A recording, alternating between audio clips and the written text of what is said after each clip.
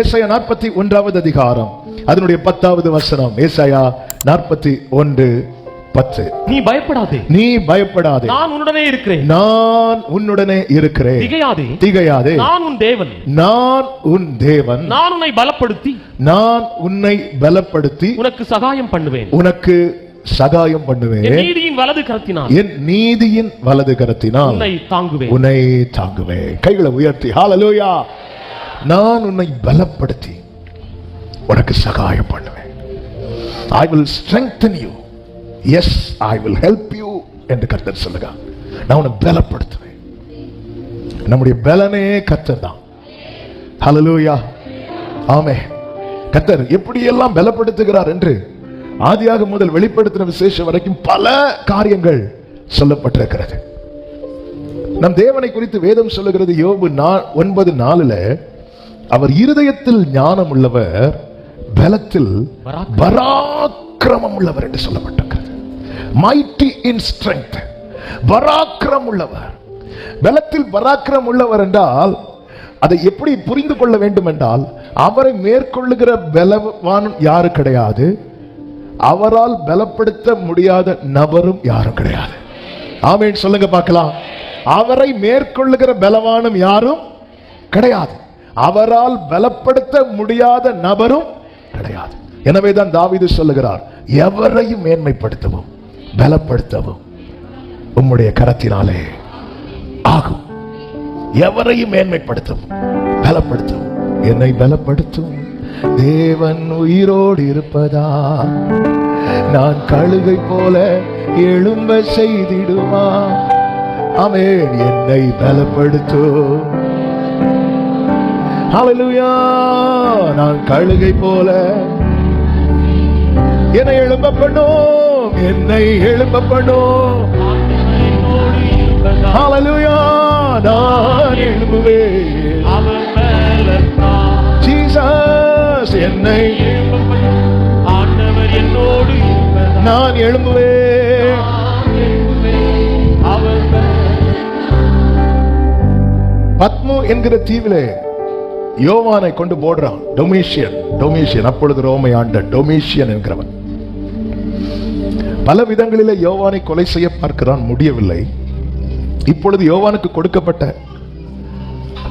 ஒரு மரண தண்டனை தான் பத்மு என்கிற தீவு. வெளிப்படுத்தின விசேஷம் 1வது அதிகாரத்திலே நாம் அதை பார்க்க முடியும். இந்த பத்மு தீவை பொறுத்த வரைக்கும் இதற்கு முன்பதாக இதே போல மரண தண்டனை கொடுக்கப்பட்டு இங்கே கொண்டு விடப்பட்டு, கொண்டு விடுவாங்களாம் கூட சரியா தெரியாது, கொஞ்சம் தூரத்திலே அவங்கள கடல்ல இறக்கி விட்டுருவாங்க. அதுக்கப்புறம் அவங்க போனோம், அங்க போய் பார்த்தா மேக்சிமம் கூடி போனாங்க என்ன இருக்கும் தெரியுமா, இதுக்கு முன்னாடி கொண்டு விடப்பட்டு மரித்தவர்களுடைய எலும்பு கூட இருக்கும், அதுக்கு மேல ஒன்றுமே கிடையாது. சுற்றிலும் சமுத்திரம், ஃபுல்லா சமுத்திரம். இந்த இப்ப இனி ஒரு யோவானுக்கு லைஃப் அப்படின்னாலே இந்த சமுத்திரத்தை தாண்டி தான். சமுத்திரத்தின் ஒரு கரையிலிருந்து பார்த்தா இன்னொரு கரை தெரியவே தெரியாது. நம்ம சமுத்திரத்தில் கடல்ல எல்லாம் போய் பார்க்கும்போது ஏதோ கடல் அத்தம் தெரிகிறது போல இருக்கும். இங்கிருந்து பார்த்தா அண்ணா தெரியுது அப்படிமோ, ஒன்னும் தெரியுது, ஒன்னும் தெரியல. ஆனா போக போக போக போக பார்த்தா அது கடல் எல்லாம் பயணிக்கிறவங்க கிருபையினால ஒரு வாட்டி போக ஆண்டவர் கிருபை செய்தார். கொஞ்ச தூரம் வந்து திரும்பி பார்த்தா எங்க நிக்கிறோனே தெரியாது, சுத்திலும் தண்ணி, போர் அடிச்சிடும், தெரியாது. அது மீன் பிடிக்கிற சகோதரர்கள் இருக்கிறாங்க, அவங்க என்னெல்லாமோ வச்சிருக்கிறாங்க. ஜோம் பண்ண போகும்போது காட்டுவாங்க, பாஸ்டர் இந்த டைரக்ஷனை பார்த்து பாருங்க பாருங்க, எந்த டைரக்ஷன், நான் ஜோம் பண்ணிட்டு போயிடுறேன், நமக்கு இந்த ஒண்ணுமே தெரியாது. அதுவும் ஒரு சின்ன ஐலாண்டுக்குள்ள பத்மு என்கிற தீவுக்குள்ள ஒருத்தனை கொண்டு விட்டு இதை தாண்டி ஒரு லைஃப் இனி அவனால யோசிக்கவே முடியாது. இன்னைக்கு வந்து ஒரு பெரிய செய்தி எவ்வளவு சுருக்க முடியுமோ சுருக்கி, நம் தேவன் எவ்வளவு பெரியவர், நம் தேவன் யார் என்கிற சத்தியத்தை நீங்க அறிந்தாலே போதும், நீங்க பலப்பட்டுருவீங்க. ஆமென். இந்த பத்மு தீவுல நாம் பாடணுமே, பத்மு தீவில் ஏகனாய் நான் தங்கிடீனும் பயப்படே, வானம் தீரந்தே சுநாதர் ஜோதியா, என்னை பாரதீசில் ஆவிக்குள் எடுப்பார். இந்த பத்மு தீவிலே கர்த்தர் தம் மார்பில் சாய்ந்திருந்த யோவானை எப்படி பலப்படுத்தினார் என்றால், வெளிப்படுத்தின விசேஷம் 1வது அதிகாரம் 1வது வசனம். சீக்கிரத்தில் சம்பவிக்க வேண்டியவைகளை நம்முடைய ஊழியக்காரருக்கு காண்பிக்கும் பொருட்டு தேவன் இயேசு சீக்கிரத்தில் சம்பவிக்க வேண்டியவைகளை தம்முடைய ஊழியக்காரனுக்கு காண்பிக்கும் பொருட்டு இயேசு கிறிஸ்துவுக்கு ஒப்புவித்ததும், இவர் தம்முடைய தூதனை அனுப்பி தம்முடைய ஊழியக்காரனாக யோவானுக்கு வெளிப்படுத்தினதுமான விசேஷம். சத்தமா ஒரு ஆமென் சொல்லுங்க பார்க்கலாம். பத்ம தீவில சுற்றிலும் சமுத்திரம். இனி ஒரு லைஃபை யோசிக்கணும்னா இந்த சமுத்திரத்தை தாண்டி இது சாத்தியமே இல்லாதது. இப்படிப்பட்ட பல சமுத்திரம் போன்ற சூழ்நிலைகளுக்கு நடுவில் அகப்பட்டுக் கொண்டு இது இனி ஒரு லைஃபுக்கு சாத்தியமே இல்லை என்ற நிலையில யாராவது இதை கேட்டுக்கொண்டிருப்பீர்கள் என்றால், உங்களோடு கர்த்தர் இந்த பகல் வேளையில தீர்க்க தரிசனமாய் சில காரியங்களை பேச போகிறார். ஆமென். நல்ல கவனமாய் கேளுங்கள். சீக்கிரத்தில் சம்பவிக்க வேண்டியவைகளை தம்முடைய ஊழியக்காரருக்கு காண்பிக்கும் பொருட்டு தேவன் இயேசு கிறிஸ்துவுக்கு ஒப்புவித்தது. ஆமென். இந்த வேர்ட் ஆஃப் காட் வந்து அதை பாத்தீங்களா? பிதாவாகிய தேவன் இயேசுவுக்கு ஒப்புவிக்கிறார், இயேசு தூதனுக்கு ஒப்புவிக்கிறார், தூதன் ஊழியக்காரருக்கு ஒப்புவிக்கிறார், ஊழியக்காரர் சபைக்கு ஒப்புவிக்கிறார். ஹalleluya. ஆமென். ஹalleluya. அதன் அர்த்தம் என்ன? கர்த்தர் ஆமென் யார் மூலமாய் நமக்கான ரேமாவை கொடுக்க சித்தம் வைத்திருக்கிறாரோ அவர்களை அந்த லைன்ல கொண்டு வந்து இணைச்சு, glory. நல்ல கையை தட்டி ஆமென் சொல்லுங்க பாருங்க. எங்க இருந்து வருது பாருங்க. ஹalleluya. பிதாவாகிய தேவன் சொல்லுங்க பார்க்கலாம். இயேசுவுக்கு ஒப்புவிக்கிறார், இயேசு தூதருக்கு ஒப்புவிக்கிறார். அது அவங்க பேர் என்னது? தூதர், மெசஞ்சர்ஸ். தூதர்கள் ஊழியக்காரருக்கு ஒப்புவிக்கிறார், ஊழியக்காரர்கள் சபைக்கு ஒப்புவிக்கிறார்கள். அப்ப க்ளோரி யாருக்கு போகணும்? த்ரூ கிரைஸ்ட், பிதாவுக்கு. இதுல ஊழியக்காரரை பிரைஸ் பண்ணாலும் அந்த க்ளோரி அங்க போகாது, தூதனை பிரைஸ் பண்ணாலும் அந்த க்ளோரி போகாது. ஆனா ஜீசஸை பிரைஸ் பண்ணா அந்த மகிமை அனைத்து இயேசுவுக்கு செல்லும். இப்ப பத்ம தீவுல செய்திக்கு வருகிறேன். பத்ம தீவுல கர்த்தருக்கு மகிமை உண்டாவதாக கர்த்தர் எப்படி இந்த யோவானை பலப்படுத்தினார் என்றால், வெளிப்பாடு கொடுத்து. வெளிப்பாடு, ரெவலேஷன். அவன் சுற்றிலும் சமுத்திரம், அது நடுவிலே பத்ம தீவு. இந்த யோவானுடைய முடிவை சரித்திரம் என்ன சொல்லுகிறது தெரியுமா? அவன் அங்க பத்ம தீவுல மரிக்கல, எபேசு பட்டணத்துல திரும்ப அவன் அங்கிருந்து எடுக்கப்பட்டு எபேசு பட்டணத்துல இயற்கையான முறையில் மரித்தான் என்று சரித்திரம் சொல்லுகிறது. ஆனால் யோவானுடைய மரணம் பைபிள் எழுதப்படவில்லை. ஏன் எழுதப்படவில்லை என்று சொல்லிவிடுகிறேன். யோவானுடைய மரணத்தினால் நமக்கு பிரயோஜனம் இல்லை, இயேசுவின் மரணத்தினால் மட்டும்தான் நமக்கு பிரயோஜனம். எனவே இயேசுவின் மரணம் மட்டுமே எழுதப்பட்டிருக்கிறது. சத்தம் ஆமென் சொல்லுங்க பார்க்கலாம். அப்போ ஒரு தேவ பிள்ளைக்கு தேவன் கொடுக்கிற வெளிப்பாடு, வெளிப்பாடு இது ரொம்ப முக்கியம். அதுல ஏன்னா அந்த வெளிப்பாடுல தான் என்ன இருக்குன்னா ஃபியூச்சர், சீக்கிரத்தில் சம்பவிக்க வேண்டியவைகள். அதாவது இப்ப நான் ஒரு சிச்சுவேஷன்ல இருக்கிறேன்ல, அடுத்து என்ன நடக்கும் எனக்கு தெரிஞ்சுட்டு வைங்களேன். நாளைக்கு ரிசல்ட் வருது, ரிசல்ட் இன்னைக்கு நமக்கு தெரிஞ்சிட்டு, நமக்கு இதான் ரிசல்ட் தெரிஞ்சிட்டு நம்ம என்ன பண்ண மாட்டோம்? பதட்டப்பட மாட்டோம். இன்னைக்கு நமக்கு தெரிஞ்சிட்டு நம்ம பதட்டப்பட மாட்டோம். அந்த பதட்டம் மாறணும், நம்ம பலப்படணும்னா நமக்கு சில காரியங்களை நாம் அறிந்து கொள்ள வேண்டியது அவசியமா இருக்கிறது. அடுத்தடுத்து என்ன சம்பவிக்கும்? மரியாள் எப்படிங்க பலப்பட்டாங்க? மரியாள் கர்ப்பவதி ஆனதுக்கு அப்புறமா தூதன் வந்து பேசினாங்க, இல்ல வெளிப்பாடு. எஸ், இப்படிதான் நடக்கும். உன் ஆத்துமாவை ஒரு பட்டயம் உருவி போகும் என்று இயேசு குழந்தையா இருக்கும் போதே அந்த ரெவலேஷன் கொடுக்கப்படுகிறது. இதனுடைய ரிசல்ட் என்ன தெரியுமா? இயேசு சிலுவையில தொங்கிக் கொண்டிருந்த போது மரியாள் நிக்கிறாங்க. எப்படிங்க ஒரு தாய்க்கு நிக்க முடியும்? என்ன பலன் இருக்கு பாருங்க.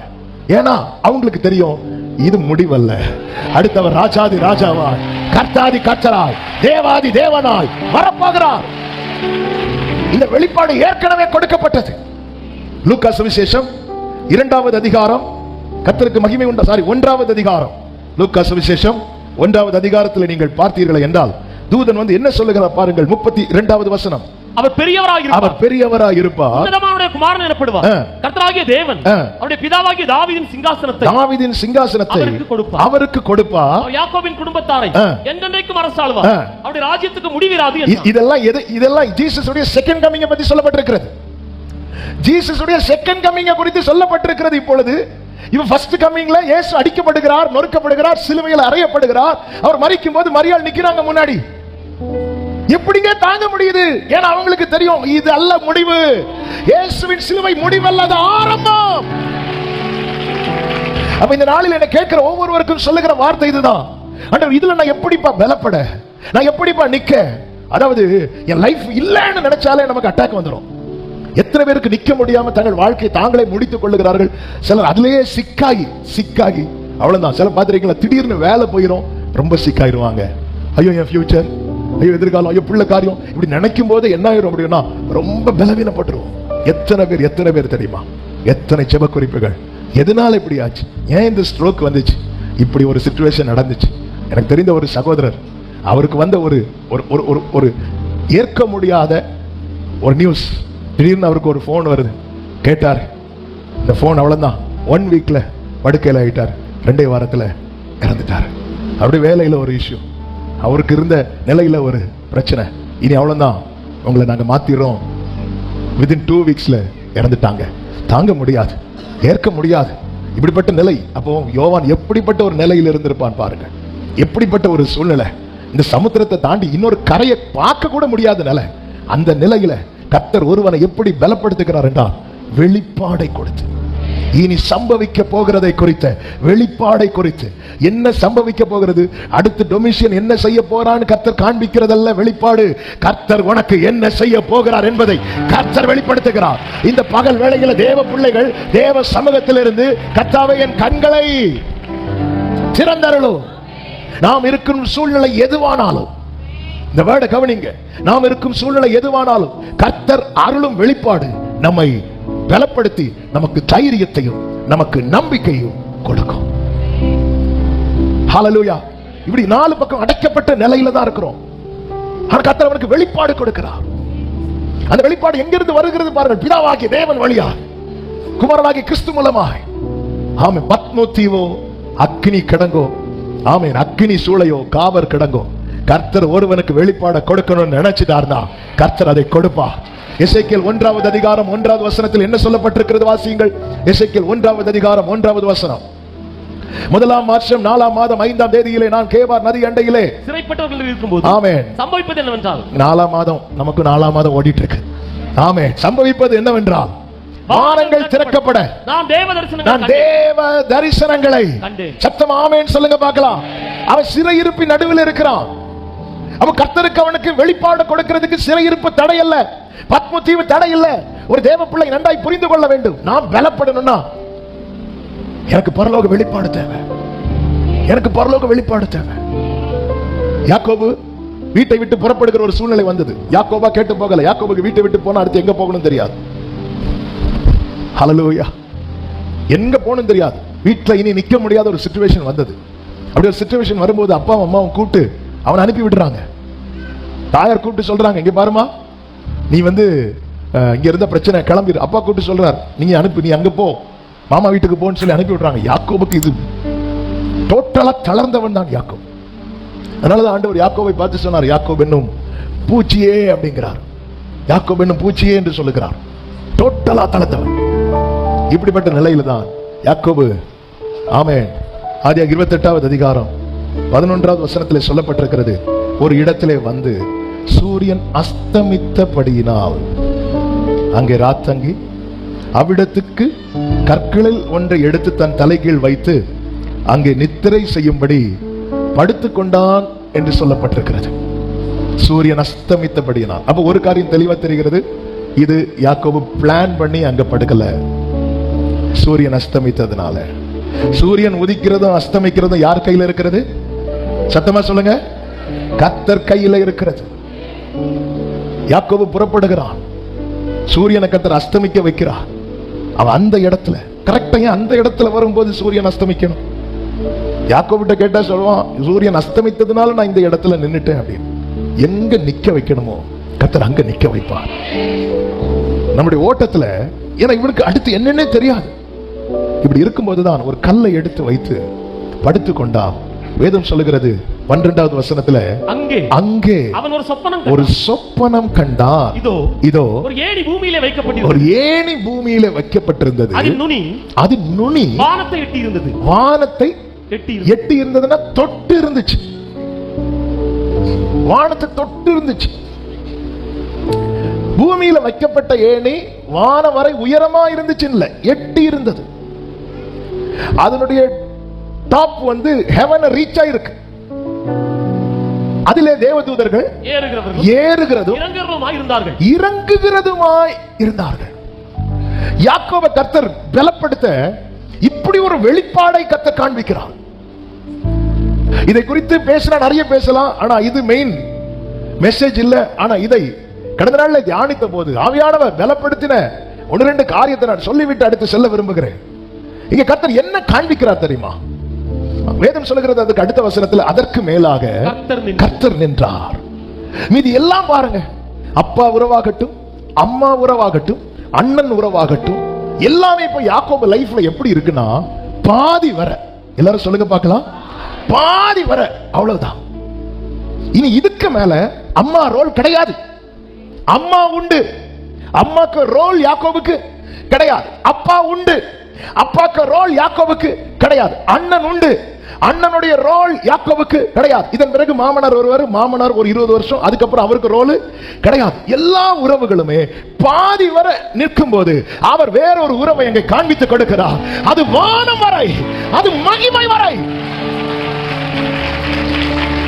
ஹல்லேலூயா. எல்லா உறவுகளும் பாதி வர, பரலோக உறவு மகிமை வர.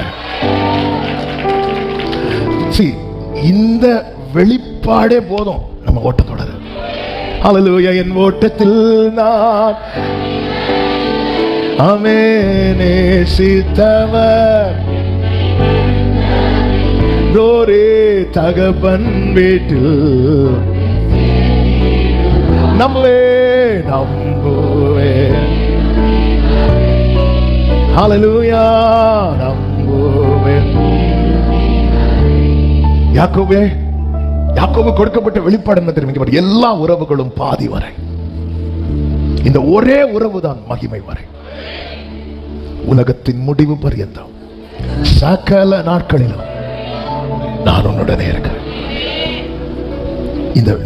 இந்த வெளிச்சம் இருந்தா மட்டும்தான் மலைகள் விலகினாலும், பர்வதங்கள் நிலை பெயர்ந்தாலும் இதெல்லாம் விலகும், இதெல்லாம் நிலை பெயரும்.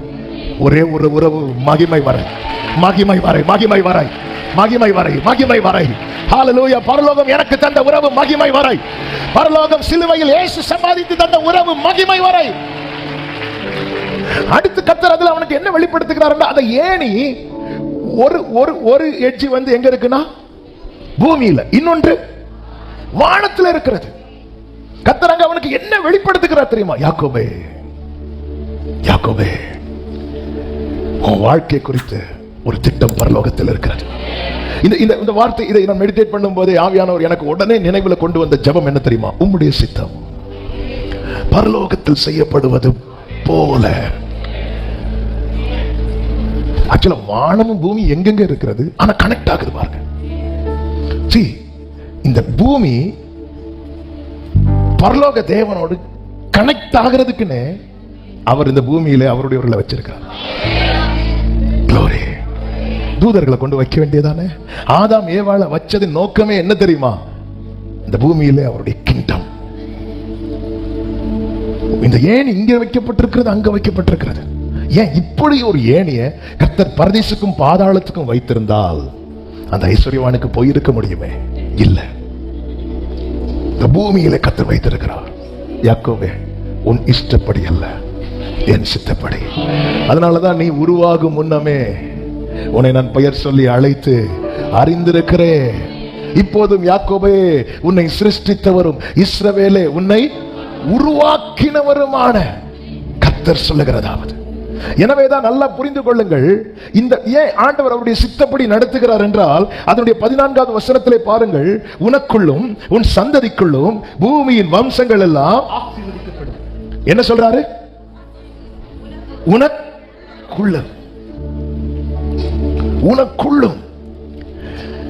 அப்ப தேவ சித்தப்படி என்னை கர்த்தர் நடத்துறதுக்கு ரீசன் என்ன தெரியுமா? நான் ஆசீர்வதிக்கப்படுவது மாத்திரமல்ல, எனக்குள்ளே அநேகருக்கான ஆசீர்வாத ஊற்றை கர்த்தர் வைத்திருக்கிறார்.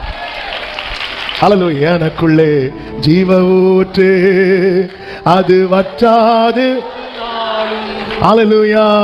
எனக்குள்ளே எல்லாரும் சொல்லுங்க. ஆமா, என் மேலையும் ஆசீர்வாதம் இருக்கு, எனக்குள்ளே ஆசீர்வாதம் இருக்கு. ஹல்லேலூயா. யார்கிட்ட சொல்றாரு தெரியுமா? தலைக்கு கீழே ஒரு தலையணை வச்சு கூட படுக்க வைக்கலாதன்ட்டு சொல்லிட்டு இருக்கிறார். உனக்குள்ளே. ஆமென். அப்ப பரலோக தேவன் பூமியிலே ஆசீர்வாதத்தை யாருக்குள்ள வச்சிருக்கிறாங்களோ அவங்களுக்கும் அவருக்கும் இடையில ஒரு ஏணி இருக்கு.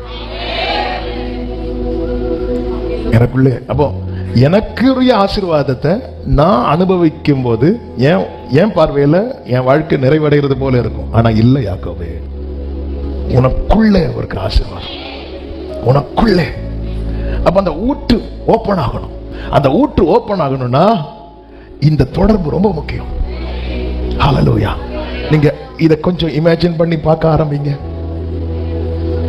உங்க வாழ்க்கையின் மூலமாய் அநேகர் ஆசீர்வதிக்கப்படுகிறது. இப்போ யாக்கோபை எப்படி பார்க்க வைக்கிறார் தெரியுமா? ஆமென். அவன் ஒரு சொப்பனம் கண்டான். உம்முடைய சித்தம் பரலோகத்துல, அப்படியே பூமியில. இந்த ஏணிக்கு எட்ஜ்ல யாக்கோபு, மறுபக்கத்துல தேவன். அதுக்கு நடுவுல பாத்தீங்கன்னா அவருடைய தூதர்களே அல்லாமல் வேற ஒருத்தரையும் கர்த்தருக்குள்ள எண்டராகவே விடல. இந்த தூதர்கள் யார் அப்படின்னா தூது கொண்டு கொடுக்கிறவங்க. தூது கொண்டு கொடுக்கிறவங்க. என்ன யாக்கோபை நீ புரிந்து கொள்ள வேண்டியது, எனக்கும் உனக்கும் இடையில நான் தருகிற வார்த்தை மட்டுமே இருக்க வேண்டுமே தவிர தேவதூதர்கள் இறங்குகிறது, தேவதூதர்கள் ஏறுகிறதும் அப்படிதான் இருக்கு பைபிள்ல. வேர்ட் பை வேர்ட் பார்க்கணும். தேவதூதர்கள் எங்க இருக்கிறாங்க சொல்லுங்க. ஏதோ கூட்டிட்டு வந்து கார்ல வெயிட் பண்ண வச்சிட்டு இருக்க மாதிரி பார்த்துட்டு இருக்கீங்க. எங்க இருக்கிறாங்க?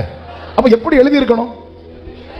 தேவதூதர்கள் இறங்குகிறதும் ஏறுகிறதும். ஆண்டவர் இங்க தெளிவா காண்பிக்கிறார். இங்க பாரு, நீ அங்கிருந்து என்னை ஏறிட்டு பார்க்க பார்க்க அங்கிருந்து வார்த்தை உனக்கு இறங்கிட்டே இருக்கும். நீ ஏறிட்டு பார்க்க பார்க்க பார்க்க பார்க்க பார்க்க உனக்கு வார்த்தை இறங்கிட்டே இருக்கும். ஆமென். உன்னுடைய வாழ்க்கையின் பாதையில நீ எங்கேயாவது முடக்கப்படுறேன்னு நினைக்கும் போது இப்படி பார்த்துரு, உனக்கான ரேமாவை அனுப்புவேன். நீ உன் பாட்டுக்கு போயிட்டே இரு. நீ உன் வாழ்க்கையில எங்கேயாவது முடக்கப்படுவாய்னு நினைக்கும் போது இப்படி பார்த்துரு. ஹல்லேலூயா. என் ஓட்டத்தில் நான் ஓராலமா சேகமாமா தனரா ரிமம் ரத்தனலரே தனரே. ஆமென். தகப்பன் வீட்டில்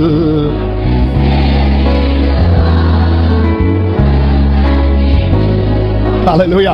ஹல்லேலூயா. எத்தனை பேர் நம்புறீங்க என்னை குறித்து பரலோக தேவன் ஒரு சித்தத்தை வைத்திருக்கிறார்? என்னை குறித்து நம்புறவங்க கைகளை உயர்த்தி ஆண்டவரை பிரைஸ் பண்ணுங்க. ஆண்டவருக்கு மகிமையை செலுத்துங்க. நன்றி அப்பா, நன்றி அப்பா, நன்றி அப்பா.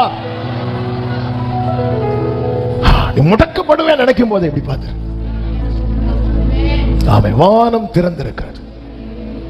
Thank you Holy Spirit. அதாவது நம்முடைய பாதையில வேற அந்நிய சத்தமே உள்ள வரக்கூடாது. அந்நிய சத்தமே உள்ள வந்தாலே முடிஞ்சது. அப்படி பாரு, இப்படி நீ இப்படி பார்க்கும்போது ஆண்டவர் காட்டி கொடுக்கிற தேவதூதர்கள் அப்படி ஏறுறாங்க. நீ பாரு, தேவதூதர்கள் ஏறுவாங்க. அவர் பார்க்கும்போது தேவதூதர்கள் இறங்குவார்கள். எங்கெல்லாம் முடக்க போடுறோமோ அங்கெல்லாம் ரேமா, அங்கெல்லாம் வார்த்தை. கேரி தாத்தண்டையில் இருக்கும்போது வார்த்தை உண்டானது. அவன் சாரிபாத்துக்கு போனான். சாரிபாத்தில் இருக்கும்போது வார்த்தை உண்டானது. அவன் பட்டணத்துக்குள்ளே போகிறான். சூறை செடிக்கு கீழே முடங்கி படுத்த போது வார்த்தை உண்டானது. அவன் புறப்பட்டு கர்த்தருடைய பர்வதம் மட்டும் போடா. நாம் முடக்கப்படுகிற தருணம் எதுவானாலும் அதிலிருந்து நம்மை வெளியே கொண்டு வர வல்லமை உள்ளது கர்த்தருடைய வார்த்தை. இந்த வெளிப்பாடு ஒரு தேவ பிள்ளைக்கு இருந்தால் அவன் தன் கண்களை ஏறெடுத்து பார்ப்பான். அவன் தன் கண்களை ஏறெடுத்து பார்ப்பான். நல்ல கையை தட்டி ஆமென் சொல்லுங்க பார்க்கலாம். வார்த்தை ஒரு வாக்கு மதி, எனக்கு அது மதி. பிரியமான கர்த்தருடைய பிள்ளைகளை நன்றாய் கேளுங்கள். வார்த்தை வார்த்தை எக்கால சத்தம் போன்ற சத்தத்தை கேட்டேன் என்று யோவான் பத்மதீவிலே சொல்லுகிறான். நான் முடக்கப்படுறேனா? ஆண்டவர் சொல்லுங்க, பார், இந்த டைம்ல நீ யாரை பார்த்தாலும் அவங்க கண்ணுக்கு தெரிய மாட்டாங்க. இவன் கண்களை ஏறெடுத்து பார். சொப்பனத்தின் மூலம் காண்பித்து கொடுக்கிறார். ஆமே, இங்க பாரு, இங்கே தொடர்பு இருக்கு. ஏன்னா நீ திட்டத்துக்குரியவன். யாக்கோபுக்கு ஆண்டவரை பத்தி தெரியாது, ஆனா ஆண்டவருக்கு யாக்கோபை பத்தி எல்லாமே தெரியும். உனக்குள்ளும் உன் சந்ததிக்குள்ளும் சொல்றாருன்னா, யாக்கோபு கிட்ட இப்ப குழந்தைகள் எல்லாம் இல்ல, குடும்பமே இல்ல, ஆனாலும் இவன் சந்ததி யார் என்பதை அவர் அறிவார். உன் தலைமுறை யார் என்பதை அவர் அறிவார். உனக்கு தேவை, நீ புறப்படணும். உனக்கு நியமித்த ஓட்டத்தில் நீ ஓடிட்டே இருக்கணும். நீ முடங்குற, உன் வாழ்க்கையில் ஒரு சூரியன் அஸ்தமித்தாலே உன் பிரயாணம் ஸ்டாப் ஆகுது. பாத்தி யாக்கோபே, இவ்வளவுதான் நீ. உன் வாழ்க்கையில இயற்கையா அஸ்தமிக்கக்கூடிய சூரியன் அஸ்தமித்தாலே உன் பிரயாணம் முடங்குது பாரு. இவ்வளவுதான் நீ. நீ புரிந்து கொள். எங்கெங்கெல்லாம் நீ முடக்கப்படுகிறாயோ அந்த இடத்துல இருந்தெல்லாம் உன்னை வெளியே கொண்டு வருவதற்கான வார்த்தை என்னிடத்தில் இருக்கிறது. வார்த்தை என்னிடத்தில் இருக்கிறது. நல்ல கைகளை தட்டி தேவனுக்கு மகிமையை செலுத்துங்க பார்க்கலாம். Thank you Jesus. Thank you Jesus. Amen. எனவேதான் ஏசாயா 9வது அதிகாரம் அதனுடைய 8வது வசனத்தில் இப்படி சொல்லப்பட்டிருக்கிறது. ஏசாயா 9வது அதிகாரம் 8வது வசனம். ஆண்டவர் யாக்கோபுக்கு ஒரு வார்த்தையை அனுப்பினார். அது இஸ்ரவேலின் மேல். சத்தமா ஆமென் சொல்லுங்க. அது இஸ்ரவேல் மேல் இறங்கிட்டு. ஹalleluya, ஹalleluya, ஹalleluya. வார்த்தையானவரே, ஆதியில் இருந்தவரே, எனக்காய் வந்தவரே, எல்லாம். இதற்காக தான் நான் ஆரம்பத்தில் இந்த வார்த்தை வந்த விதங்களை உங்களுக்கு நான் சொன்னேன். வேதத்திலிருந்து, தேவனிடத்திலிருந்து இயேசு கிறிஸ்துவுக்கு நமக்கு கொடுக்கப்பட்ட வார்த்தை அதான். எனவேதான் தெசலோனிக்கருக்கு எழுதும் போது 1 தெசலோனிக்கர் 2வது அதிகாரத்தின் 13வது வசனத்திலே அப்போஸ்தலனாகிய பவுல் இப்படி சொல்லுகிறார். ஆகையால் நீங்கள் தேவ வசனத்தை எங்களாலே கேள்விப்பட்டு ஏற்றுக்கொள்ளும் போது அதை மனுஷர் வசனமாக ஏற்றுக்கொள்ளாமல் தேவ வசனமாகவே 1 தெசலோனிக்கர் 2:13 தேவ வசனமாகவே ஏற்றுக்கொண்டதினாலே நாங்கள் இடைவிடாமல் தேவனுக்கு ஸ்தோத்திரம் செலுத்துகிறோம். அது மெய்யாகவே தேவ வசனம் தான். விசுவாசிக்கிற உங்களுக்குள்ள எப்படி விசுவாசிக்கணும்? இன்னைக்கு பேசப்பட்ட வார்த்தை, இந்த பாஸ்டர் பேசினது, இன்னார் பேசினது நினைக்கிறது வரைக்கும் அது பலன் கிடைக்காது. இன்னைக்கு பேசப்பட்ட வார்த்தை என் தேவனால் எனக்கு வெளிப்படுத்தப்பட்ட ரேமான விசுவாசிக்கிற ஒவ்வொருவருக்குள்ளும் அது பலனும் செய்கிறது. ஹalleluya, ஹalleluya. ஆமா, ஏன் ஆண்டவர் இப்படி பேசுறார்? இப்படிதான் பேசுவார் இல்ல, டைரக்டாவும் பேசுவார். ஆனா ஆண்டவர் சபைகளுக்கென்று சில ஒழுங்குகளை வைத்திருக்கிறார். எனவேதான் சபை கூடி வருதலை விட்டு விடாதீர்கள் என்று வேதம் சொல்லுகிறது. இதை வெளிப்படுத்தின விசேஷத்தில் ஆண்டவரே பேசுகிறது சொல்லப்பட்டிருக்கிறது. பரலோகத்திலிருந்து சத்தம் துணிக்கப்பட்டிருக்கிறது சொல்லப்பட்டிருக்கிறது. எல்லாமே சொல்லப்பட்டிருக்கிறது.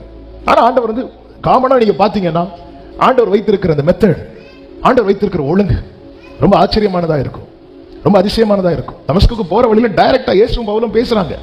பேசும்போது நான் என்ன செய்ய சித்தமா இருக்கிறேன், அங்க சொன்ன மேட்டர் முடிஞ்சு. நான் ஆண்டவர் அதுக்குன்னு ஒரு முறை வைத்திருக்கிறார்.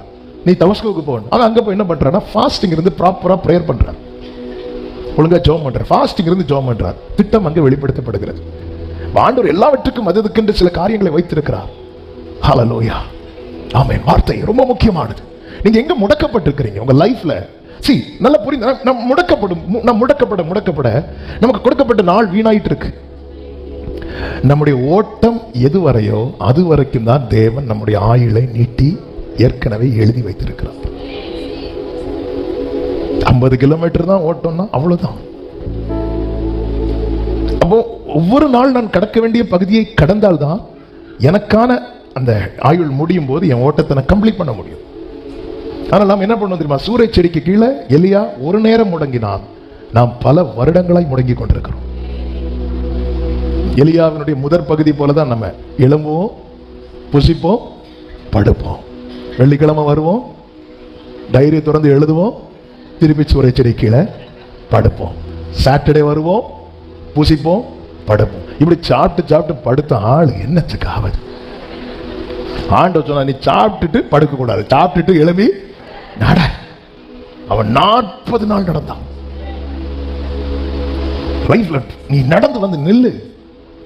அவன் வாழ்க்கையில முடக்கப்பட்டதுனால யெகூ அவனால் அபிஷேகம் பண்ண முடியல. அவனுக்கு கொடுக்கப்பட்ட அசைன்மெண்ட் நிறைய உண்டு.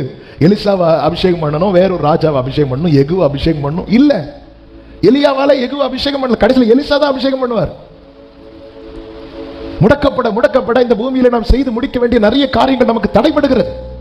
இந்த கர்த்தர் யாக்கோபு கொடுத்த வெளிப்பாடே அதான். இங்க பாரு, எப்பெல்லாம் தளர்றியோ, அதனாலதான் யாக்கோபு பாத்தீங்களா, இல்ல ஆமென், இல்ல தகப்பன் வீட்டுக்கு போக புறப்படும் போது ஏசா வராங்கிற செய்தி அவனை முடக்கிட்டு உடனே யாக்கோபு என்ன பண்ணா தெரியுமா? யாபோக் காற்றின் கரையிலே கர்த்தருடைய சமூகத்தில் இருந்து அவன் கண்ணீரோடு தேவனை நோக்கி விண்ணப்பம் பண்ணுகிறான். அங்கே அவனுக்கு ரேமா வெளிப்படுகிறது. ஹல்லேலூயா. என்ன வார்த்தை தெரியுமா? நீ மேற்கொண்டாய், நீ மேற்கொண்டாய். நாளைக்கு தான் அது நடக்க போகுது. ஆனா இன்னைக்கு ரெவலேஷன் வருகிறது, இன்னைக்கு வெளிப்பாடு வருகிறது. நீ மேற்கொண்டாய். ஹல்லேலூயா. இந்த 2025 இத்தனை வருடங்கள் முடக்கப்பட்ட பல சூழ்நிலைகளை விட்டு கர்த்தர் வெளியே கொண்டு வர போகிறார். நம்புறவங்க மட்டும் கைகளை தட்டி ஆமென் சொல்லி, நீ முடக்கப்படக்கூடாது. ஆமென். உனக்காக வானம் திறந்திருக்கிறது. ஹல்லேலூயா. நீ அவருக்கு உன்னை அறிமுகப்படுத்துவதற்கு முன்னமே அவர் டோர் ஓபன் ஆயிட்டு. ஆனா லாபான் போய் யாக்கோபு தன்னை அறிமுகப்படுத்தின பிறகுதான் கதவு திறக்கப்பட்டது லாபான் வீட்டுல. அது ரொம்ப நல்லா இருக்க முடியாது, மூஞ்சி மாறும். ஆமென். முகம் மாறும். எல்லாரும் மாறி மாறி பேச ஆரம்பிச்சிருவாங்க. அதுக்கப்புறம் யாக்கோபு, அதுக்கு முன்னாடி நீங்களா கிளம்புனா நல்லது. முகம் அப்படி மாறும். அப்படியே உங்களுக்கு ரொம்ப அப்படியே விருந்து வீட்டுக்கு போங்க உங்களுக்கு கூடுவாங்க, போங்க பார்க்கலாம். நீங்க ஒரு நாள் தான் போறீங்கன்னா உங்களுக்கு பிரியாணி இல்ல, நாங்க ஒரு நாள் கூட இருக்கலாம்னு இருக்கோம், அடுத்த நாள் சோறு கறி இருக்கும். இல்ல நாங்க இன்னொரு நாள் இருக்கலாம், அடுத்த நாள் சோறு மட்டும் இருக்கும், கறி வெளியேந்து வாங்கி சாப்பிடு. அடுத்து இன்னொரு நாள் இருக்கலாம் இருக்கும், கஞ்சி. என்ன இன்னைக்கு குட் ஃப்ரைடே, இனி நீங்க போறது வரை அவங்களுக்கு குட் ஃப்ரைடே தான். அடுத்து ஃபாஸ்டிங். இருக்க முகம் மாறும், முகம் மாறும். ஹல்லேலூயா. ஆனா எப்ப வேணாலும் அவர்கிட்ட வரலாம். இந்த சமூகத்தில் பரிபூரண ஆனந்தம், இப்படி வலது பாரிசத்தில் நித்திய பேருங்கும். வெளிப்பாடு ரொம்ப முக்கியம். ஹல்லேலூயா. அது போலதான் 2 ராஜாக்களின் புஸ்தகம் 6வது அதிகாரத்துல சத்ருவின் சேனை எலிசா இருந்த அந்த பர்வதத்தை சூழ்ந்து இருக்கிறாங்க. இப்ப எலிசாவின் வேலைக்காரன் வெளியே வந்து பார்க்கும்போது அதனுடைய 15வது வசனத்தை பாருங்கள். மனுஷன் வேலைக்காரன் அதிகாலமே எழுந்து வெளியே புறப்படுகையில் இதோ ராணுவமும் குதிரைகளும் ரதங்களும் பட்டணத்தை சுற்றி கொண்டிருக்க கண்டான். அப்பொழுது வேலைக்காரன் அவனை நோக்கி, ஐயோ என் ஆண்டவனே, என்ன செய்வோம் என்றான். அதற்கு அவன், பயப்படாதே, அவர்களோடு இருக்கிறவர்களை பார்க்கிலும் நம்மோடு இருக்கிறவர்கள் அதிகம் என்றான். அப்பொழுது எலிசா இதை எதை வச்சு சொல்றாருன்னா, எலிசாவுக்கு கர்த்தர் வெளிப்படுத்துறார். உன்னை சூழ கர்த்தருடைய சேனை நிற்கிறது என்பதை வெளிப்படுத்துகிறார். வெளிப்பாடு உள்ளவன் பதறல, வெளிப்பாடு இல்லாதவன் என்ன பண்றான்? ஒரே சிச்சுவேஷனை 2 பேர் ஃபேஸ் பண்றாங்க. ஒருத்தன் ஐயாங்கிறான், இன்னொருத்தன் அவனை பலப்படுத்துறான். பயப்படாத. ஒரே சிச்சுவேஷனை 2 பேர் ஃபேஸ் பண்றாங்க. இன்னும் சொல்லணும்னா வேலைக்காரனை விட ஆபத்து யாருக்கு தெரியுமா? எலிசாவுக்கு. ஏன்னா எலிசாவை அட்டாக் பண்ண தான் வந்திருக்காங்க. எலிசாவை அட்டாக் பண்ண வராங்கன்னா இஸ்ரவேலுக்கு விரோதமா பிளான் பண்றதெல்லாம் கர்த்தர் எலிசாவுக்கு சொல்ல, எலிசா ராஜாவுக்கு சொல்லி, ராஜா இப்படி தப்பி இருந்தான். அப்பொழுது புரியல, நம்ம கூட்டத்தில் ஏதோ ஒரு ஒற்றன் இருக்கிறான், ஏதோ ஒரு ஸ்லீப்பர் செல் இருக்கிறான். இப்படி எல்லாம் சொல்லும்போது ஒருத்தர் சொல்றாரு, ஐயா மேட்டர் அது கிடையாது, அந்த ஊர்ல ஒருத்தர் இருக்கிறார், நீங்க உங்க பெட்ரூம்ல பேசுறது கூட அவருக்கு தெரியும். அல்லேலூயா. அவனை தூக்கு. இப்போ நேர எலிசா இருந்த பர்வதத்தை சுத்தில வந்து நிக்கிறாங்க, சுத்தி நிக்கிறாங்க. ரொம்ப ஆச்சரியமா இருக்கும். அவர்கள் வளைந்து கொண்டார்கள். அவங்க காலையில பார்க்கும்போது ராணுவமும் ரதங்களும் குதிரைகளும் பட்டணத்தை, அவங்க வந்தது எதுக்கு? பிடிக்க வந்தா பிடிக்கணும். ஏன் சுத்திட்டு இருக்கிறாங்கன்னு எலிசாவுக்கு தெரியும். ஏன்னா ஒருத்தர் அவங்கள சுத்த விட்டுட்டே இருக்கிறார். ஹல்லேலூயா. வந்தது சுத்தி பார்க்கல. ஆமென். ஹல்லேலூயா. ஒரே சிச்சுவேஷன் 2 பேர். வெளிப்பாடு உள்ளவன் பயப்படுறான், வெளிப்பாடு இல்லாதவன் கூலா நிக்கிறான். அவன் என்ன பண்ணிட்டு இருக்கான்? சுத்திட்டே இருக்கிறான். யாரோ சொல்லி கொடுத்திருப்பாங்க, இவங்க இப்படிதான் சுத்தினாங்க எரிகோ. அது எரிகோ, இது எலிசா. இந்த பைபிளை மாத்தி எல்லாம் படிச்சுட்டு வரக்கூடாது. ஏலி லாமா சபக்தானி சொன்னதும் கீழே என்ன சொன்னாங்க? இவர் யாரை கூப்பிடுறாரு? இந்த அறக்குறையா படிச்சுட்டு வந்து வியாக்கியானம் பண்ணி கூட்டத்தில் இருக்கிற சொல்லியிருப்போம், அது இப்படிதான் இவங்க போய் சுத்தினாங்க எரிகோ. அப்ப எலிசாவை நம்ம என்ன பண்ணுவோம்? சுத்திட்டே இருக்கிறாங்க. அவன் ஏன் சுத்துறான் தெரியுமா? கொஞ்ச நேரம் சுத்தி அவனுக்கு கண்ணு தெரியாம வேணப்பா. உடனே எலிசா சொல்றாரு, ஆண்டவரே 17வது வசனம், கர்த்தாவே இவன் பார்க்கும்படிக்கு இவன் கண்களை திறந்தருளும் என்றார். உடனே கர்த்தர் அந்த வேலைக்காரன் கண்களை திறந்தார். இதோ எலிசாவை சுற்றிலோ அக்கினிமயமான ரதங்களால், அக்கினிமயமான ரதங்களால், குதிரைகளால் அந்த மலை நிறைந்திருப்பதை. அப்ப இதுக்கு வெளியே சுத்திட்டு இருக்கிறவங்களுக்கு உள்ள போக முடியல. உன் பக்கத்தில் 1000 விழுந்துச்சு, உன் வலதுபுறத்தில் 10,000 விழுந்துச்சு, ஏன் நீ விழல? இவன் கண்களை திறந்து அவன் கண்டான் என்று சொல்லப்பட்டிருக்கிறது. அடுத்த வசனத்தை பாருங்கள். அவர்கள் அவனிடத்தில் வருகையில் எலிசா கர்த்தரை நோக்கி விண்ணப்பம் பண்ணி இந்த ஜனங்களுக்கு கண்மயக்கம் உண்டாகும்படி செய்யும் என்றார். எலிசாவுடைய வார்த்தையின்படி அவர்களுக்கு ஹல்லேலூயா. கூட இருக்கிறவன் கண்ணு திறந்ததும் சத்துருவுக்கு கண்ணு அடைஞ்சிச்சு. நம்ம கண்ணு அடைஞ்சிக்கிறது வரை சத்துருவுக்கு நம்மள கண்ணுக்கு தெரியும். ஆனா இந்த வெளிப்பாடு, இந்த கண்ணை மட்டும் கர்த்தர் திறந்துட்டார்னு வைங்கள, உன்னோடு போராடினவர்களை. அதனாலதான் பவுல் எபேசியருக்கு எழுதும்போது சொல்ற பிரகாசம் உள்ள மனக்கண்களை, அப்படி வல்லமை அறியணும். நம்ம வல்லமை அறியணும். ஆண்டவர் சும்மா சொல்லலைங்க, அநேக அடைக்கலம் குருவிகளை பார்க்கலாம் நீங்கள் விசேஷித்தவர்கள் சும்மா சொல்லல. ஹல்லேலூயா. என் தேவன் எனக்காய் எல்லாமே செய்திடுவார், என்னை மறந்தது உண்டா? என் தேவன் எனக்காய் எல்லாமே செய்திடுவார் என்றாலும் என்னை மறந்தது கிரகிக்க முடியா காரியம் செய்யும் ஓரலதனரே. ஆமென். கிரகிக்க முடியா காரியம் செய்யும் ஆமென். சர்வஞானியே ஆமென். பெருகோலும் கையோ இரு பரிவாரமாகும், உம்மாலன்றி இது யாரால் கூடும். ஆமென். பெருகோலும் கையோ இரு பரிவாரமாகும், உம்மாலன்றி. ஆகாயத்து பட்சிகளை ஆமென் என்னையும் போஷிப்பது, ஓ காட்டு புஷ்பங்களை ஆமென் என்னை குறைவின்றி நடத்துவதோ. கிரகிக்க முடியா சர்வஞானியே, கிரகிக்க முடியாதவைகள்.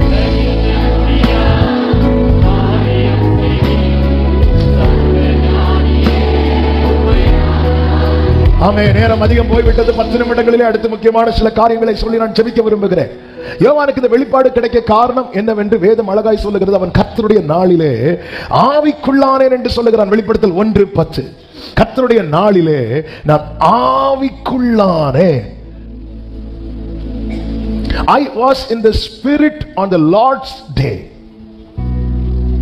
ஆவிக்குள்ளானேன் அப்படின்னா நம்முடைய மனதை, நம் எண்ணத்தை முழுவதுமாக ஆவியானவர் ஆளுகை செய்வது. இன்னும் சொல்லணும்னா மாம்ச எண்ணம் அடிக்கப்பட்டு ஆவியின் எண்ணம் ஓங்கி இருக்கிற நிலைதான் ஆவிக்குள்ளாதல். இப்படி ஆவிக்குள்ளாக காரணம் என்ன? இப்படி ஆவிக்குள்ளாகணும். என் சிந்தை மண்டலத்தை கம்ப்ளீட்டா ஆவியானவர் தான் ஆட்கொள்ளணும். வேற வரக்கூடாது, சத்துரு உள்ள வந்துடக்கூடாது, மாம்ச எண்ணம் வரக்கூடாது. அப்போ அதான் இதுக்கு டைம் எடுக்கும். அதனால அங்க சொல்லப்பட்டிருக்கிறது கர்த்தருடைய நாளில். நான் பத்மதீவுல விழுந்ததும் உடனே ஆவிக்குள்ளானேன்லாம் இல்ல, டைம் எடுக்கும். அதுக்கு என்ன செய்யணும்? அதனுடைய 9வது வசனத்தை நீங்கள் பார்க்கும்போது, உங்கள் சகோதரனும் இயேசு கிறிஸ்துவின் நிமித்தம் வருகிற உபத்திரவத்துக்கும் அவருடைய ராஜ்யத்துக்கும் அவருடைய பொறுமைக்கும் உங்கள் உடன் பங்காளனுமாய் இருக்கிற யோவானாகிய நான் தேவ வசனத்தின் நிமித்தமும் இயேசு கிறிஸ்துவை பற்றிய சாட்சி நிமித்தமும். ஆமென். சிம்பிளா சொல்லணும்னா கிறிஸ்துவுக்கு உடன் பங்காளன், கிறிஸ்துவாகிய மணவாளனுடைய மணவாட்டியாகிய சபைக்கு உடன் பங்காளன். யோவானுடைய லைஃப் பொறுத்த வரைக்கும் சாட்சியுள்ள வாழ்க்கை, வசனம் நிறைந்த வாழ்க்கை. இந்த ரெண்டு எல்லாரும் சொல்லுங்க பார்க்கலாம். இந்த லைஃப் ஸ்டைல், இது நம்முடைய லைஃப் ஸ்டைல் ஆகும்போது நாமும் சொல்ல முடியும், நான் ஆவிக்குள்ளானே. சில பாருங்க நல்ல வசனம் படிப்பாங்க, ஆனா வாழ்க்கையில கோட்டை விட்டுருவாங்க. இயேசு கிறிஸ்து ஒன்று சொல்லுவார் அல்லவா, உலகத்தின் அதிபதி வருகிறான், அவனுக்கு என்னிடத்தில், அதுக்கு வசனம் எவ்வளவுக்கு எவ்வளவு வசனம், வசனத்தின் நிமித்தம், சாட்சி நிமித்தம், உடன் பங்காளர். ஒவ்வொரு இது அப்படி படிச்சுட்டு போறதுக்கு இல்ல, ஒருவன் ஆவிக்குள்ளாக அவன் ஆயத்தமாக வேண்டியது அவசியம். ஆவிக்குள்ளாகும் போதுதான் வெளிப்பாடு உண்டாகிறது. ஆவிக்குள்ளாக ஆயத்தம் அவசியம். ஆயத்தம் தான் ரொம்ப முக்கியமானது. இந்த பாக்ஸிங் மேட்சுக்கெல்லாம் போகும்போது, போன முறை ஒலிம்பிக்ல நம்ம இந்தியால இருந்து போன ஒரு சகோதரி, அவங்களுக்கு எத்தனையோ கிராம் கூடிட்டுன்னு சொல்லி செமிஃபைனல்ல அவங்கள விளையாட விடாம ரிஜெக்ட் பண்ணிட்டாங்க, தகுதி இழந்துட்டாங்க. அப்போ உலக பிரகாரமாய் ஒரு காரியத்துக்கு எவ்வளவு ஆயத்தம் தேவைப்படும் போது, ஒருவன் ஆவிக்குள்ளாக வேண்டும் என்றால் அவன் எவ்வளவு, அதுக்குதான் நம்மை ஆயத்தப்படுத்தும்படி நமக்கு கொடுக்கப்பட்டதான் கர்த்தருடைய வசனம். இந்த வசனத்தால நாம் நம்மை நிரப்பிக் கொள்ள வேண்டும். எனவேதான் இதை வாசிக்கிறவனும் இதை கேட்கிறவனும் இதை கை கொள்ளுகிறவனும் பாக்கியவான் என்று எழுது என்று சொல்லப்பட்டிருக்கிறது. எவ்வளவு வாசிக்க முடியுமா வாசிக்கணும், எவ்வளவு கேட்க முடியுமா கேட்கணும், எவ்வளவு கேட்க வசனத்தின்படி. இது நம்ம லைஃப் ஸ்டைலையே மாற்றும். ஹல்லேலூயா. அப்படி ஆவிக்குள்ளான போது உண்மையிலே அவன் எங்கே இருக்கிறான் என்று நான் ஆரம்பத்திலே சொன்னேன், சுற்றிலும் சமுத்திரம். நான் இனி அந்த வெளிப்படுத்தின விசேஷத்தில் என்னெல்லாம் சொல்லப்பட்டிருக்கிறது என்று வரவில்லை. இன்னைக்கான ரேமா கதை பேசிக்கொண்டே இருக்கிறார், சுற்றிலும் சமுத்திரம். இனி யோவானுக்கு ஒரு லைஃப்னா இதை தாண்டி தான் யோசிக்கணும், அப்படி இல்லைன்னா பரலோகம்.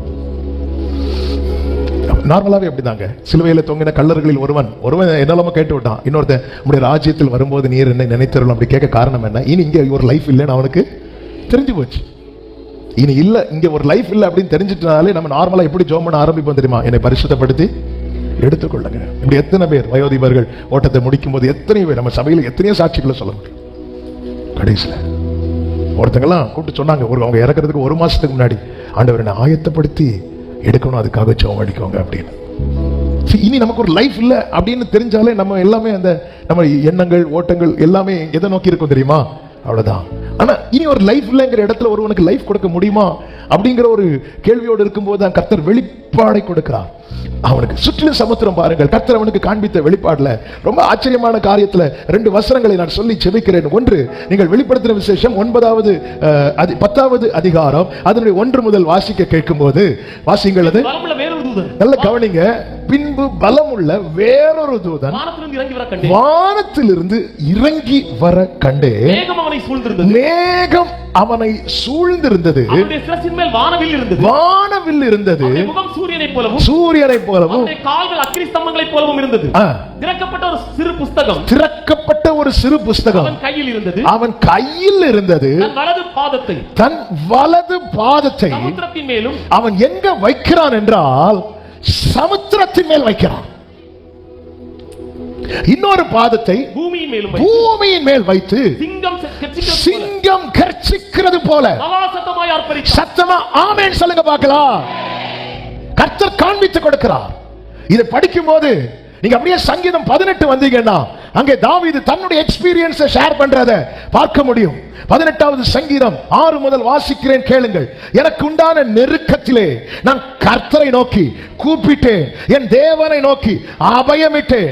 அவர் ஆலயத்திலிருந்து என் சத்தத்தை கேட்டார். என் கூப்பிடுதல் அவர் சந்நிதியில் போய் அவர் செவிகளில் ஏறிட்டு, அப்படி ஏறினது அடுத்த வசனம், அவர் கோபம் கொண்டபடியால் பூமி அசைந்தது. ஆமென். அதனுடைய 13வது வசனம், கர்த்தர் வானங்களிலே குமுறினார். ஹல்லேலூயா. 16வது வசனம், உயரத்தில் இருந்து அவர் கை நீட்டி ஜல பிரவாகத்தில் இருக்கிற என்னை தூக்கிவிட்டார்.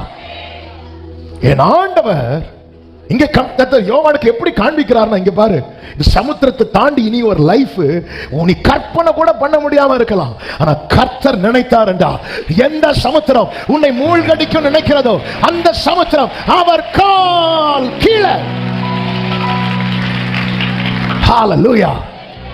கர்ச்சிக்கிற சிங்கம் போல சத்தமாய் ஆர்ப்பரிக்கிறான். ஆழத்தில் ஒரு தூதன் இறக்கிறான். அது தூதனுக்கு மேல வானவில் இருந்தது. இந்த வானவில்னதுமே நமக்கு என்ன ஞாபகம் வரும் தெரியுமா? நோவா காலம். வானவில்லை கர்த்தர் எதற்கு காண்பிப்பார் தெரியுமா? அழிவு இல்ல, அழிவில்ல. யோவானே ஒன்றை புரிந்து கொள், டொமிஷியன் அங்கிருந்து நினைச்சிட்டு இருக்கிறான் யோவான் அழிந்தான் என்று. பரலோகம் உனக்கு பிராமிஸ் பண்ணுகிறது, சத்துரு நினைக்கிற மாதிரி உன் முடிவு இருக்காது. சத்துரு நினைப்பது போல எல்லாருக்கும் முடிவு உண்டுங்க, எல்லாருக்கும் முடிவு உண்டு.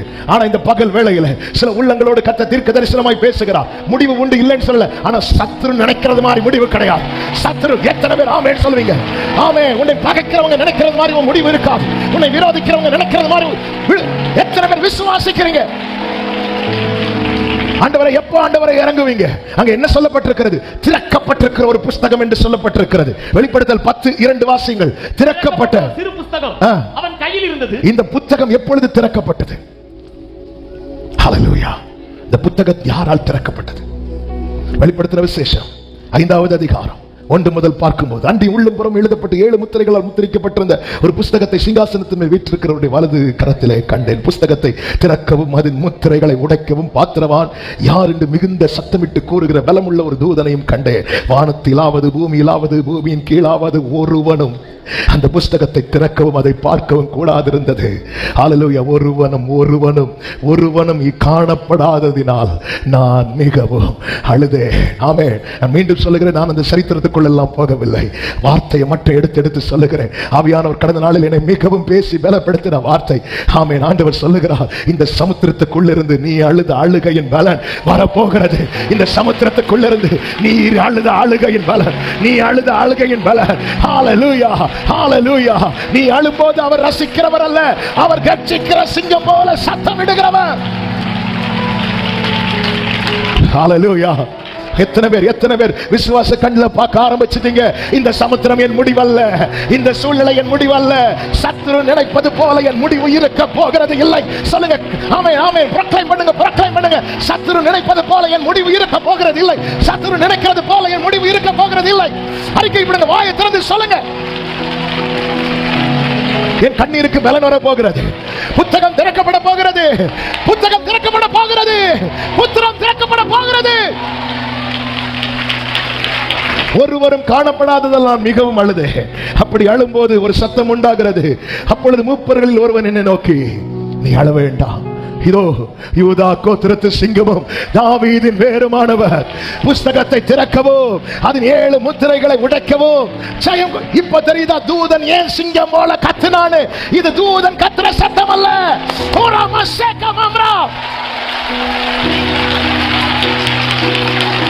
தூதனுக்கு சிங்கத்துக்கு என்னங்க சம்பந்தம்?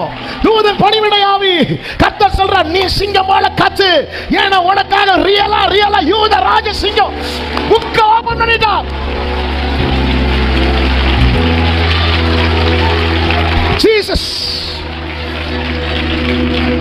ஜீசஸ் இப்ப கால் எங்க வைக்கிறார் தெரியுமா? சொல்லுங்க. சமுத்திரத்துக்கு மேல. ரிசல்ட் என்ன தெரியுமா? வெளிப்படுத்தின விசேஷம் 21வது அதிகாரம் 1வது வசனம். பின்பு நான் புதிய வானத்தையும் புதிய பூமியையும் கண்டேன். முந்தின வானமும் முந்தின பூமியும் ஒழிந்து போயின. அடுத்த வார்த்தை, சமுத்திரமும் இல்லாமல். பெரிய பர்வதமே சேகாமலா, நீ ஏமாத்திரம் சர்வாவேலுக்கு முன்பாய் ஆர்ப்பரி சபையே, உன்னை இல்லாமல் ஆக்க உன்னை சூழ்ந்திருக்கிற சமுத்திரம் உனக்கு முன்பாக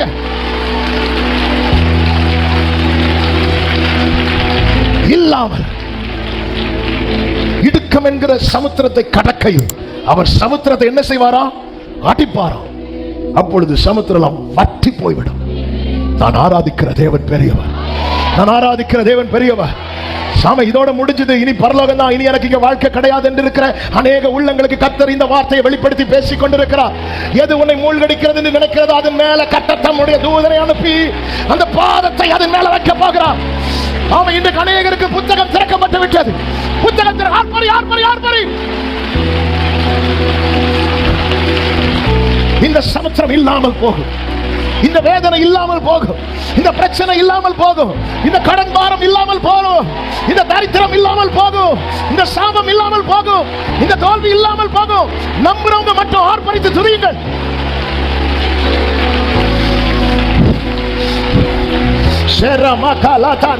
அபிஷேகப்பட்ட தேவ பிள்ளைங்க அந்நிய பாஷைகளை பேசு. அபிஷேகம் பெற்றவங்க ராமா சேகலாரா கமான் புக் ஓபன் ஆகுது. யூதா கோத்திர சிங்கம் தாவீது வேறானவர் புத்தகத்தை வாங்கவும் அதன் முத்திரை உடைத்து திறக்கவும் ஜெயம் கொண்டிருக்கிறார்.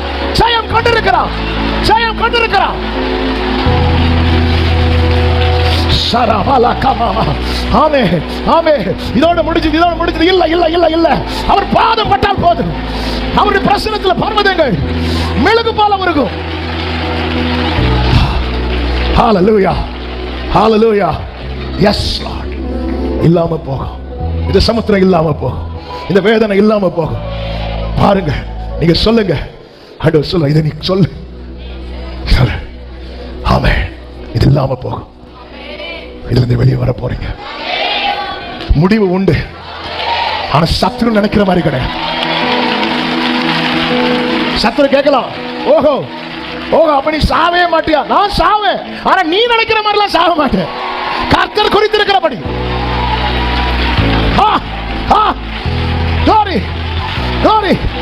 உன் சத்துருக்கள் முனையட்டு போக போறாங்க.